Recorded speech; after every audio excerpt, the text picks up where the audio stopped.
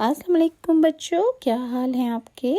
آج میں آپ کو حضرت آدم علیہ السلام جو کہ اللہ تعالیٰ کے پہلے پیغمبر ہیں ان کے بارے میں ڈیٹیلز بتاؤں گی۔ حضرت آدم علیہ السلام کو ابو البشر یعنی انسانوں کا باپ کہا جاتا ہے۔ صفی اللہ یعنی اللہ کے برگزیدہ بندے آپ کا لقب تھا، اور آپ کی پیدائش جنت میں بروز جمعے کو ہوئی۔ وفات آپ کی دن جمعہ 960 سال آپ کی عمر تھی، اور طبعی وفات تھی آپ کی۔ قبر آپ کی سعودی عرب میں ہے۔ زبان آپ کی عربی تھی۔ آپ کی زوجہ حضرت حوا علیہ السلام تھی۔ صحائف آپ پر 10 صحائف نازل ہوئے۔ کنیت آپ کی ابو البشر تھی۔ رتبہ آپ کا نبی کا تھا، اور آسمانی کتابوں میں آپ کا ذکر ہے، اور آپ سے پہلے کوئی نبی نہیں آیا۔ اور آپ کے جانشین نبی یعنی آپ کے بعد کون سے نبی تھے؟ حضرت شیس علیہ السلام۔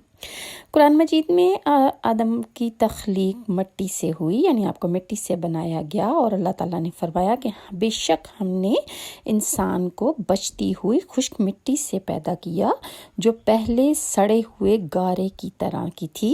اور یہ سورت 15 آیات نمبر 26 ہے۔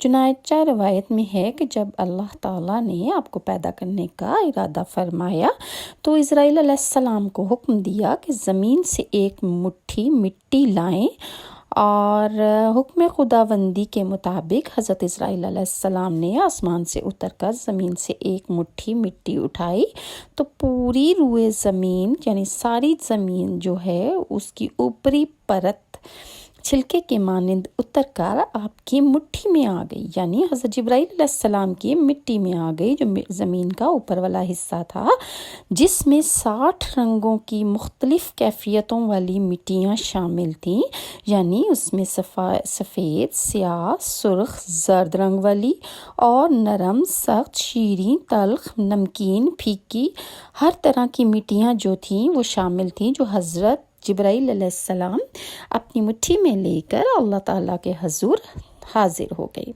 پھر فرشتوں کا سجدہ آ جاتا ہے کہ تخلیق کے بعد کہ حضرت آدم علیہ السلام کو بنانے کے بعد اللہ تعالیٰ نے آدم علیہ السلام کو زمین کا خلیفہ بنایا، اور آپ نے فرشتوں کو حکم دیا کہ انہیں سجدہ کرو۔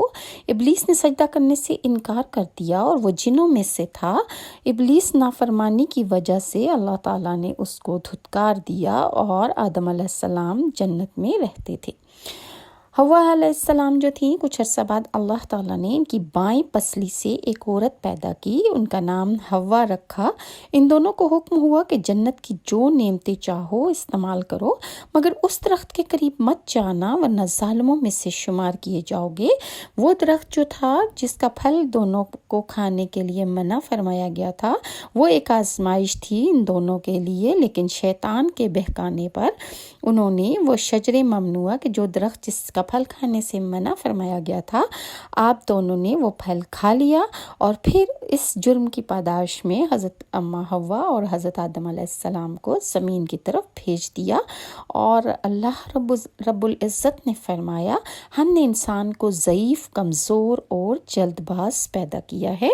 پیارے بچوں، اللہ تعالیٰ نے جب حضرت آدم علیہ السلام کو مٹی سے پیدا کیا اور ان کا خمیر تیار ہونے سے پہلے ہی اللہ تعالیٰ نے فرشتوں کو یہ اطلاع دی کہ عنقریب وہ مٹی سے ایک مخلوق پیدا کرنے والا ہے جو بشر یعنی انسان کہلائے گی اور زمین میں ہماری خلافت کا شرف حاصل کرے گی۔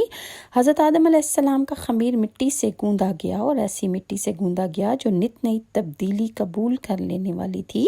جب یہ مٹی پختہ ٹھیکری کی طرح آواز دینے لگی اور کھنکھنانے لگی، یعنی کہ سخت ہو گئی تھوڑی سی مٹی، تو اللہ تعالیٰ نے اس جو جسم بنایا تھا اس میں روح پھونک دی، اور اچانک اس پہ گوشت پوست، ہڈی پٹھے اور زندہ انسان بن گیا، اور ارادہ، شعور، عقل، ہر طرح کی کیفیات جو تھیں اللہ تعالیٰ نے انسان میں داخل کر دی۔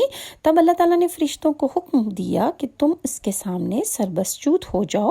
فوراً تمام فرشتوں نے تعمیل کی، اللہ تعالیٰ کے حکم کی، مگر شیطان نے غرور و تمکنت کے ساتھ صاف کہہ دیا کہ میں اس کو سجدہ نہیں کروں گا۔ لہٰذا سورہ بقرہ میں آیت میں اللہ تعالیٰ نے فرمایا، اور پھر دیکھو جب ایسا ہوا تھا کہ ہم نے فرشتوں کو حکم دیا تھا کہ آدم کے آگے سربسجود ہو جاؤ، وہ جھک گئے مگر ابلیس کی گردن نہیں جھکی، اس نے نہ مانا اور گھمنڈ کیا، اور یہ حقیقت ہے کہ یہ کافروں میں سے تھا۔ پھر ایسا ہوا کہ ہم نے آدم سے کہا کہ اے آدم، تم اور تمہاری بیوی دونوں جنت میں رہو، جس طرح چاہو کھاؤ پیو، امن اور چین کی زندگی بسر کرو، مگر دیکھو یہ جو ایک درخت ہے تم اس کے پاس کبھی نہ پھٹکنا، اگر تم اس کے قریب گئے تو حد سے تجاوز کرنے والے ہو جاؤ گے اور ان لوگوں میں سے ہو جاؤ گے جو زیادتی کرنے والے ہیں۔